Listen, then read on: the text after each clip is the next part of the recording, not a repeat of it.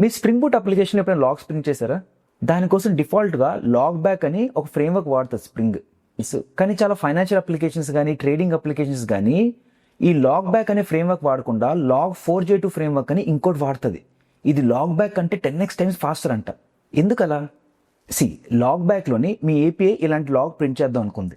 దానికోసం ఫస్ట్ ఒక log object create చేస్తుంది. దాని తర్వాత ఆ లాగ్ ఆబ్జెక్ట్ని ఒక క్యూలో పెడుతుంది. ఇప్పుడు ఇంకో థ్రెడ్ వచ్చి ఇంకో లాగ్ ప్రింట్ చేద్దాం అనుకుంటే దానికోసం ఇంకో లాగ్ ఆబ్జెక్ట్ క్రియేట్ చేసి అది కూడా క్యూలో పెడుతుంది.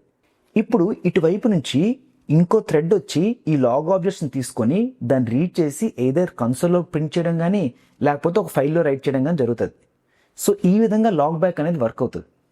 ఇప్పుడు log4j తీసుకున్నాం అనుకోండి, అది ఒక క్యూ మెథడ్ వాడదన్నమాట. డిస్రప్టర్ ప్యాటర్న్ అని వేరేది వాడుతుంది. దాంట్లో ఒక ఎర్రే లిస్ట్ ఉంటుంది. ఇవి ఆ ఎర్రే లిస్ట్లో ఇండెక్స్లు. ఇప్పుడు ప్రతి ఇండెక్స్లోని నేను ముందే లాగ్ ఆబ్జెక్ట్స్ని క్రియేట్ చేసి పెట్టేసుకుంటాను. ఇప్పుడు ఒక ఏపీఐ వచ్చి లాగ్ని ప్రింట్ చేద్దాం అనుకుంటే అది కొత్త లాగ్ ఆబ్జెక్ట్ మరి క్రియేట్ చేయదు. ఈ ఆల్రెడీ ఉన్న ఇండెక్స్లో లాగ్ ఆబ్జెక్ట్ తీసుకొని దాన్నే అప్డేట్ చేసి మళ్ళీ ఆ ఇండెక్స్లో పెట్టేస్తుంది. సో దీనివల్ల ఏమవుద్దంటే ప్రతి లాగ్కి కొత్త ఆబ్జెక్ట్ క్రియేట్ చేయం, ఉన్న ఆబ్జెక్ట్స్ని రీయూజ్ చేస్తాం. సో దీనివల్ల గార్బేజ్ కలెక్టర్ మీద చాలా తక్కువ ప్రెషర్ పడుతుంది. అండ్ మోర్ ఓవర్ మనం ఇక్కడ ఒక ఎర్రే లిస్ట్ వాడుతున్నాం.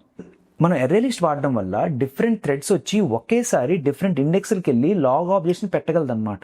సో దీనివల్ల చాలా హై కంకరెన్సీలోని ఇలాంటి అప్లికేషన్ లాగ్ బ్యాక్ కన్నా బెటర్గా పర్ఫామ్ చేస్తుంది.